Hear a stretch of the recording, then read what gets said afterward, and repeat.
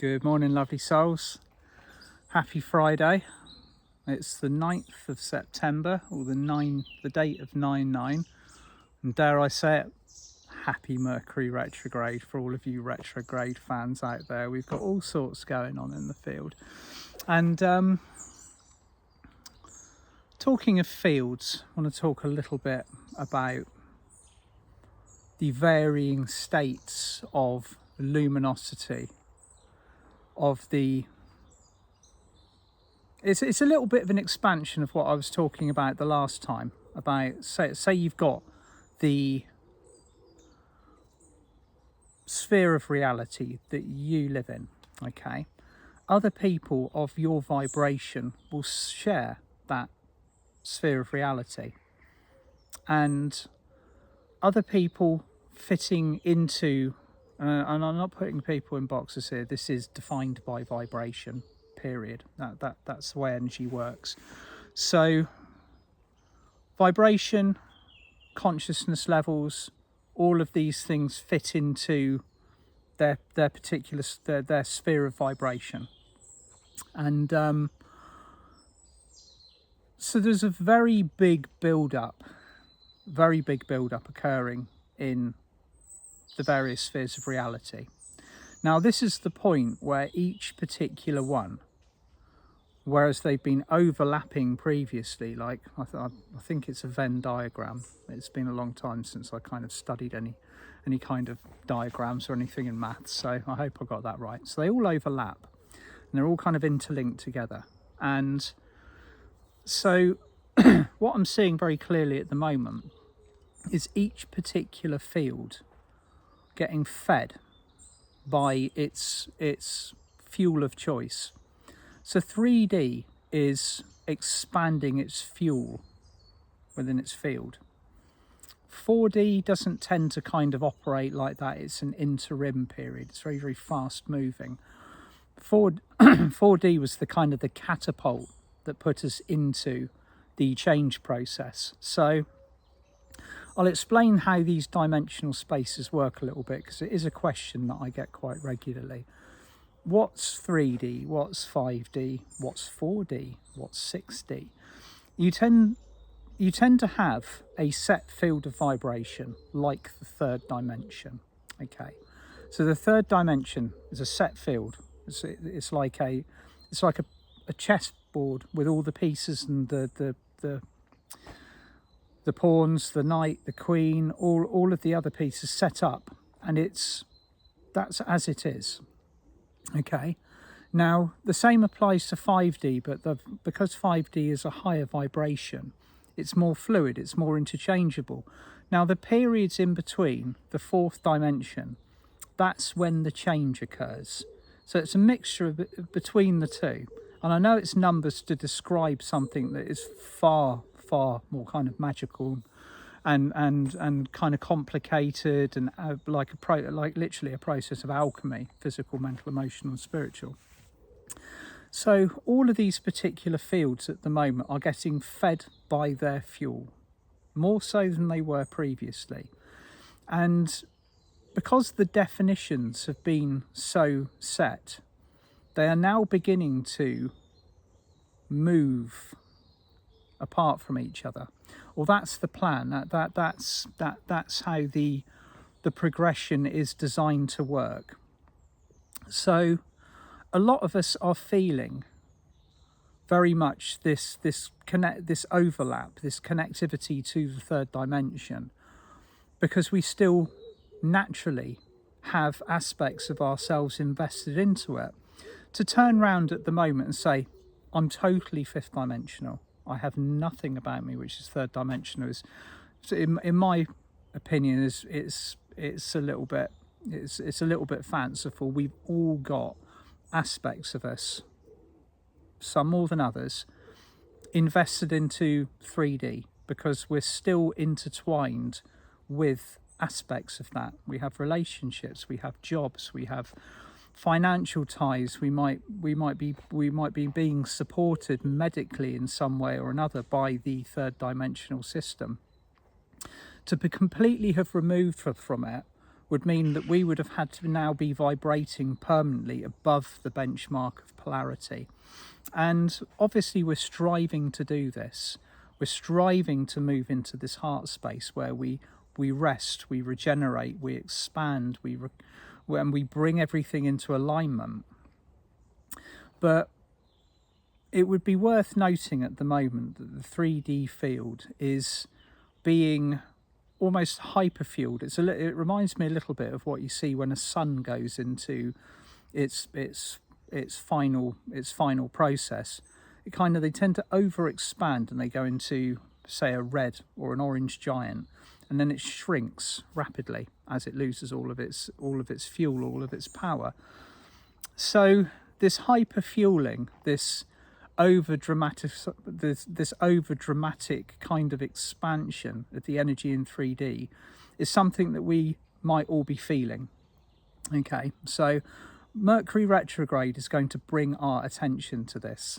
It's going to highlight in italics and block capitals and underline it anything that we're still thinking about, or anything that we're kind of wired into, or habits or personal interactions, but particularly the way that we think, that is out of alignment with what we've agreed to do on a vibrationary level. A lot of us have now signed our 5th dimensional soul contracts. We're on a master pathway and we're literally ironing out the kinks. Okay, now those kinks, some of them are quite deep, some of them are really, really kind of you look at the issue and it's like, how am I going to swing across that chasm?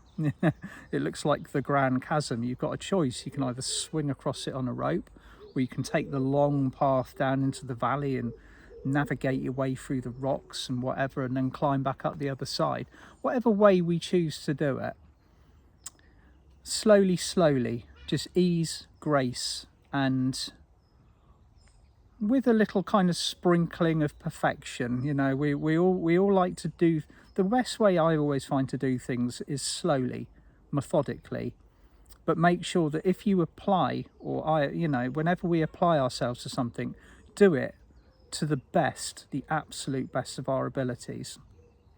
So I'm finding the urge to treat this Mercury retrograde just like a polishing up. The things that need attention will be highlighted, and this will also be very much, we got a Pisces. I did check the dates before I logged on, because I did get caught out by this. I thought it was a Pisces full moon today, but it's not. It's tomorrow, isn't it? So it's tomorrow. So we've got the Pisces full moon tomorrow. That's very psychic, very emotional, very sensitive. You're going to be really feeling everybody at the moment, and I'm not going to kind of mention anything that's been going on in the news, but the grief field has been filled. It's been fueled, particularly in the UK, in the last 24 hours or so. And so psychically, our sensitivity levels are going up. Might be feeling a little bit more kind of whoa about energies than we were previously. Just take your time with this. Just let it roll. Okay, we've got plenty of this very calm, very beautiful energy in the 5D sphere, in that field, to just move into. Now, if we do things gently, with purpose, with the intention of aspiring to a diamond clarity and perfection with what we do, and just move into that 5D field just immediately sets round and supports it. Anything that you need to work through at the moment, anything that is coming up, will be highlighted. You will feel it. Okay, that's part of one of the things that we've all had to really embody and take on the chin with this process. Is you've got to do the work. Okay, the work has to be done. There was a lot of paths branching off on when we step onto the Ascension pathway that we're tempted to take, because it seems like the easy option, the sugary pill, the nice shiny fluffy stuff that inevitably draws all of us in, me included. You know, like I wanted to put my head in the clouds to begin with. I did not want to deal with the grounded stuff, the nitty gritty, the aspects of being physical. You know, once you get a little taster of that fifth dimensional energy, the angelic frequencies, the unicorn frequencies, you just want to stay there because that's home. Okay, that vibration is what we are aspiring to. We're aspiring to reconnect to that higher frequency energy, draw it in, and be that in physical. Okay, so that 5D sphere is also being fed very much in the same way that the 3D sphere of reality is. So again, it's down to personal choice, focus and vibration. And I think the whole point of looking at this energy at the moment is to use this period of time calmly, peacefully, unplug from the unnecessary, rest and recuperate if need be. The second, it's almost like moving into a tornado, and it reminds me of when the storm layer was first set up back in August of 2019. Some of you might have heard me tell the story, but I was going through a period of time where I just felt like I was being whipped round in a washing machine all the time. I couldn't focus, I couldn't bring energy or information, and I couldn't stay grounded. And I was on the way to Diana Cooper's and to run a Zoom with her, and I said to Merlin, look, I can't work in this state, what's going on? And he just said, get your head out of the storm layer, get your head out of that vibration, focus on the higher stuff, get yourself grounded, stability, unity, strength, clarity more than anything else. And sure enough, as soon as I did that, everything realigned. So you might be asked at the moment to be that clarity, that stability within your own sphere of reality. And these very defined fields, these spheres, are becoming more so. And the more defined and the more clear and well fed they become, they start to move apart. They start to form their own versions of reality, but without being quite so intertwined with one another. Now, how does this work, I hear? You know, the inevitable question, how does this work on a planet where we're all sharing these fields, these vibrations with each other? Well, it becomes a point where if you're not involved or invested in another form of reality, it forms a point where even though you can see it and engage with it, it has no consequence or no effect on your trajectory.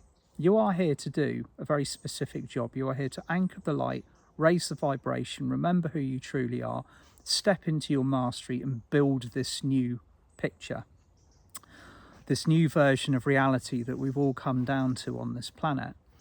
And I think the next week, 2 weeks, 3 weeks, and then moving into the months, moving up to the equinox and the winter solstice, are going to really see this slowing down, this stepping back, this refining of the field of reality that we're building together. Now,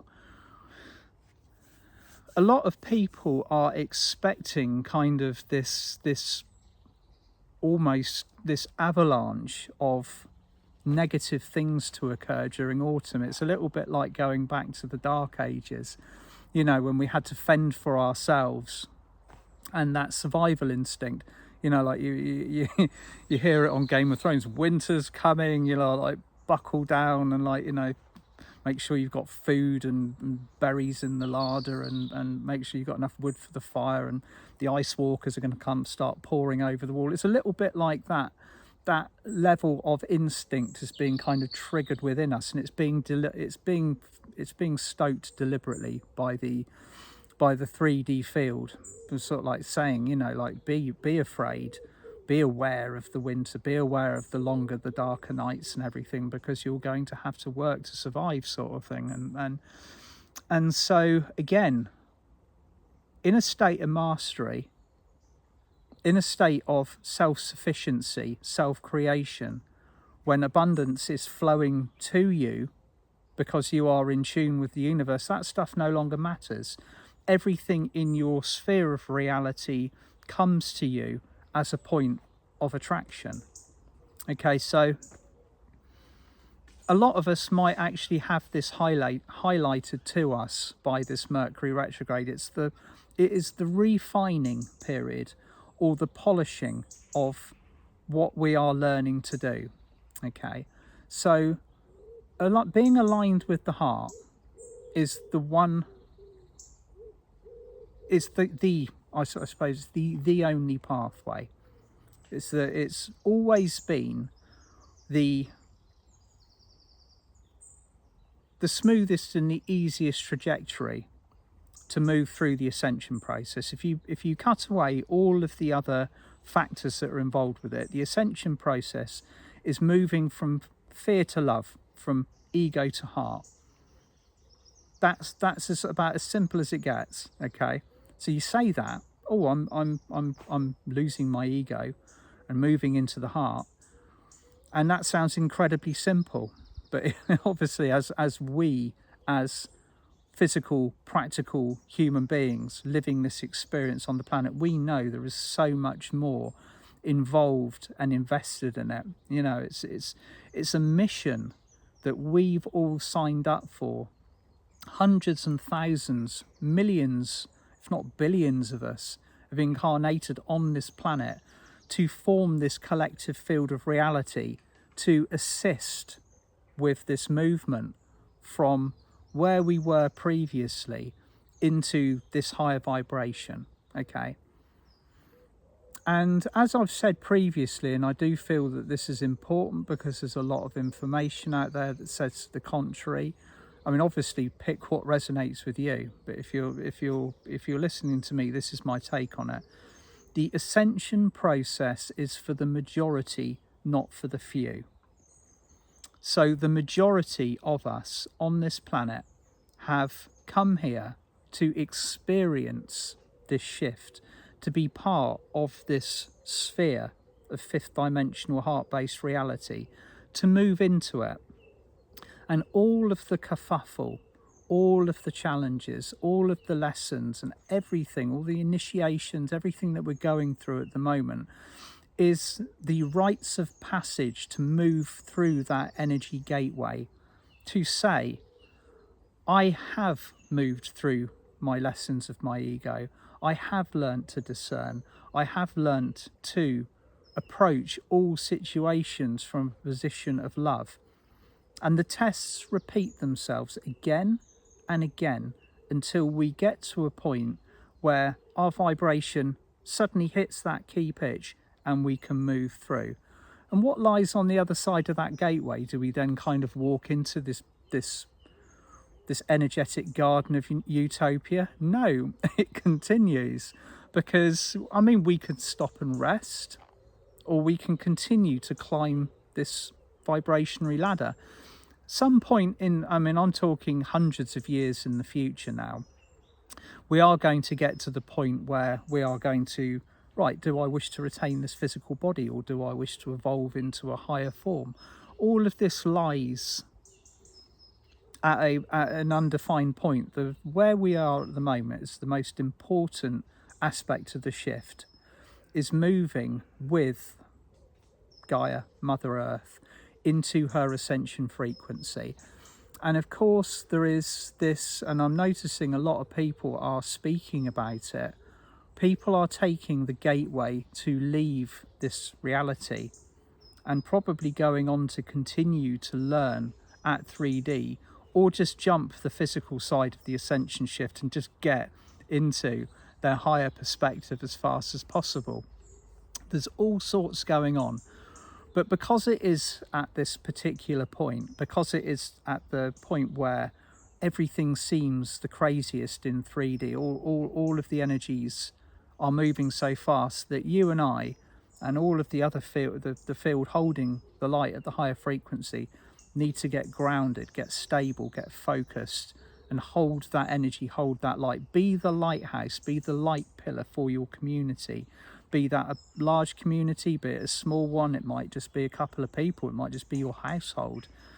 Whenever we do this, when we adopt this role, this responsibility, it does rest with us to begin with, until that begins to spread to others, and very rapidly. The one most intriguing and most beautiful thing that I've seen occurring at the moment is back in, back pre-2012, when people woke up on the spiritual pathway, or even for years afterwards, the wake up process would be longer, it would be more drawn out, it would be slower, and it would take years to learn, years to kind of shape your craft, the things that you're interested in. Now when people wake up, it happens overnight. It's happening to hundreds of people that I see all around me, some of them close, some of them not so close. All of these lights that come on, they come on so brightly, so quickly, and the information downloads and the responsibility field is set so quickly that it's almost like what I personally learned over decades happens in a matter of weeks and months. That is the speed and the velocity of what we are experiencing. So this morning, this is an expansion on what I'm talking about with the spheres of reality, with the retrograde, with the Pisces, with this incredibly powerful full moon, with the Uranus retrograde that is going to continue through the autumn and the winter months in the Northern Hemisphere into most of January. We are picking now and defining our fields, polishing our act. So all of the things that are coming up, the things that are challenging you, might be presenting themselves to you, use them, take them, and adopt that diamond clarity, that the only way to say that perspective of perfection, and just move with the flow. Everything at a higher dimensional, at a fifth dimensional frequency, flows. Okay, if it's jarring, if it's challenging, if it's stop, if it's start, that's because things need clearing out of the way. That's because there is attachments and wiring and lessons that still need working through. But when you take the more gentle, the more flowing approach, everything begins to reform at this higher frequency. It doesn't need to be as hard as a lot of us make it. Okay, so I'm really looking forward to seeing my group at Carey's Manor on Sunday. I've got a live workshop in the New Forest. Really looking forward to getting together with a live group. That's going to be absolutely beautiful. And then I have my workshop on Zoom on Tuesday night, where I'm going to be looking at reprinting the chakras to their original master gold print. That's the 12 chakra system that we had during the Atlantean era and that we now have again. Okay, so I'll put the information about that workshop in the details underneath. But sending you all so much love. Have an easy, beautiful, flowing weekend, and I'll see you all soon. Bye for now.